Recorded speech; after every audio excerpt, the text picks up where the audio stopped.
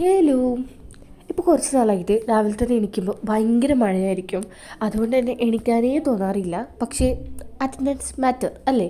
അതുകൊണ്ട് തന്നെ ഞാൻ രാവിലെ തന്നെ എനിക്ക് കോളേജിലേക്ക് പോണേണ്.